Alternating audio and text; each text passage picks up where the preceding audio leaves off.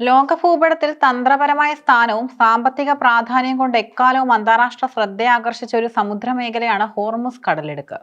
Oman ഉൾക്കടലിനെയും Persian ഉൾക്കടലിനെയും പരസ്പരം ബന്ധിപ്പിക്കുന്ന ഈ ഇടുങ്ങിയ ജലപാതയിലൂടെയാണ് ലോകത്ത് ഉൽപ്പാദിക്കപ്പെടുന്ന അസംസ്കൃത എണ്ണയുടെ മൂന്നിലൊന്നും കടന്നു പോകുന്നത്.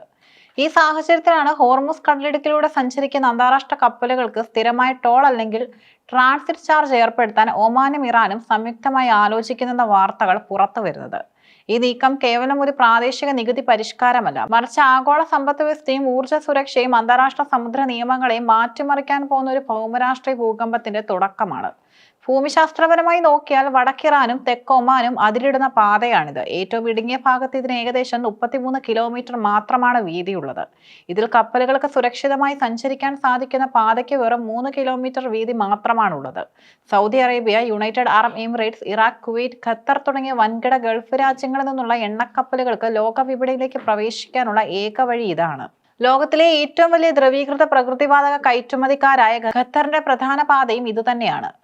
പ്രതിദിനം ശരാശരി 20 മുതൽ 21 ദശലക്ഷം ബാരൽ അസംസ്കൃത എണ്ണയാണ് ഈ കടലിടുക്കിലൂടെ കടന്നു പോകുന്നത്. അതായത് ലോകത്തെ മൊത്തം പെട്രോളിയം ഉപഭോഗത്തിന്റെ ഏകദേശം 1/5 ഈ ചെറിയ ജലപാതയെ ആശ്രയിച്ചിരിക്കുന്നു. ഇറാനും ഒമാനും സംയുക്തമായി ഇങ്ങനെ ഒരു നീക്കത്തിന് തുനിയുന്നതിന് പിന്നിൽ കൃത്യമായ ചില ഭൗമരാഷ്ട്രീയ സാഹചര്യങ്ങളുണ്ട്.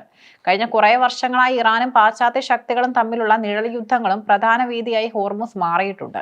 എണ്ണക്കപ്പലുകൾ പിടിച്ചെടുക്കൽ, ഡ്രോൺ ആക്രമണങ്ങൾ, മൈനുകൾ സ്ഥാപിക്കൽ തുടങ്ങിയവ ഇവിടെ പതിവാണ്. കപ്പലുകൾക്ക് സുരക്ഷയൊരുക്കാൻ തങ്ങൾക്ക് വൻ സാമ്പത്തിക ബാധ്യതയും സൈനിക അധ്വാനം വരുന്നുണ്ടെന്നാണ് ഇറാന്റെ വാദം. ഇതിനുള്ള പരിഹാരമായാണ് സുരക്ഷാ നികുതി എന്ന ആശയം ഉയർന്നു വരുന്നത്. പശ്ചിമേഷ്യൻ സ്വിറ്റ്സർലൻഡ് എന്നാണ് ഒമാൻ അറിയപ്പെടുന്നത്. ഇറാനുമായും പാശ്ചാത്യ രാജ്യങ്ങളുമായും ഒരേപോലെ സന്തുലിത ബന്ധം കാത്തു സൂക്ഷിക്കുന്ന ഒമാൻ മേഖലയിൽ ഒരു വൻ യുദ്ധം ഒഴിവാക്കാൻ എപ്പോഴും ശ്രമിക്കാറുമുണ്ട്. ടോൾ സംവിധാനത്തിലൂടെ നിയമപരമായ ഒരു സുരക്ഷാ ചട്ടക്കൂട് ഉണ്ടാക്കിയാൽ ഇറാൻ ഏകപക്ഷീയമായി കപ്പലുകൾ പിടിച്ചെടുക്കുന്നത് ഒഴിവാക്കാമെന്നും ഗതാഗതം കൂടുതൽ സുഗമമാക്കാമെന്നും ഒമാൻ കരുതുന്നുണ്ടാകാം. അമേരിക്കയുടെ കടുത്ത സാമ്പത്തിക ഉപരോധങ്ങൾ നേരിടുന്ന രാജ്യമാണ് ഇറാൻ. ഹോർമുസ് കടലിടുക്കിലൂടെ പോകുന്ന കപ്പലുകളിൽ നിന്ന് ടോൾ ഈടാക്കാൻ കഴിഞ്ഞാൽ അത് ഇറാന്റെ സമ്പദ് വ്യവസ്ഥയ്ക്ക് വലിയൊരു വരുമാന മാർഗമായി മാറും. ഹോർമുസ് കടലിടുക്കിൽ സ്ഥിരമായ ഒരു ടോൾ സംവിധാനം നിലവിൽ വന്നാൽ അത് ആഗോളതലത്തിൽ വലിയ സാമ്പത്തിക പ്രത്യാഘാതങ്ങൾക്ക് കാരണമാകും.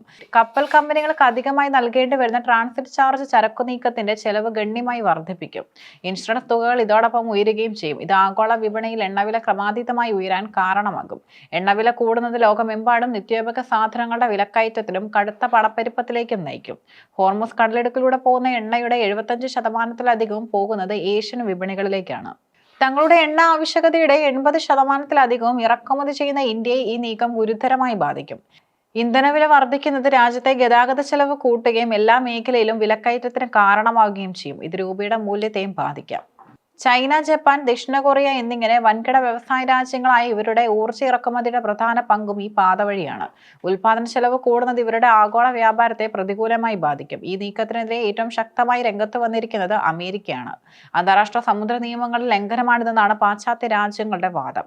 1982 ഐക്യരാഷ്ട്രസഭയുടെ സമുദ്ര നിയമ ഉടമ്പടി പ്രകാരം അന്താരാഷ്ട്ര ഗതാഗതത്തിന് ഉപയോഗിക്കുന്ന കടലിടുക്കുകളിൽ എല്ലാ രാജ്യങ്ങളിലെയും കപ്പലുകൾക്ക് ട്രാൻസിറ്റ് പാസേജ് ഉള്ള അവകാശമുണ്ട്. ഇതനുസരിച്ച് കപ്പലുകളുടെ സ്വതന്ത്രമായ സഞ്ചാരത്തെ തടസ്സപ്പെടുത്താനോ അതിന്മേൽ നികുതി ചുമത്താനോ തീരദേശ രാജ്യങ്ങൾക്ക് അവകാശമില്ല.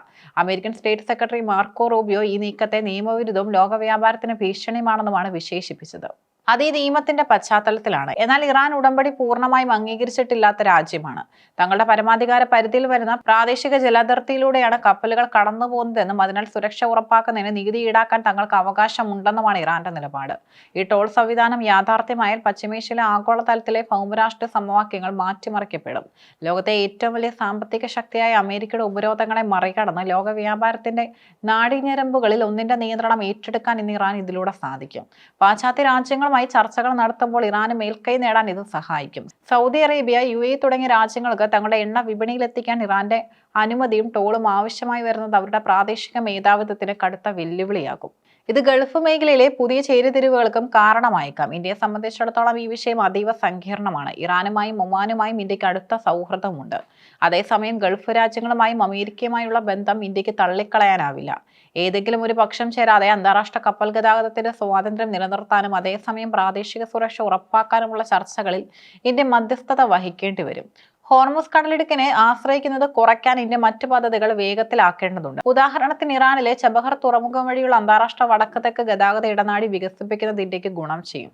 ഹോർമുസ് കടലിടുക്കിൽ ടോൾ ഏർപ്പെടുത്താനുള്ള ഇറാൻ ഒമാൻ നീക്കം കേവലം പണം സമ്പാദിക്കാനുള്ളൊരു മാർഗമല്ല. അത് ലോകവേദിയിൽ തങ്ങളുടെ സാന്നിധ്യവും കരുത്തും അറിയിക്കാനുള്ള ഇറാന്റെ ഭൗമരാഷ്ട്രീയ തന്ത്രമാണ്.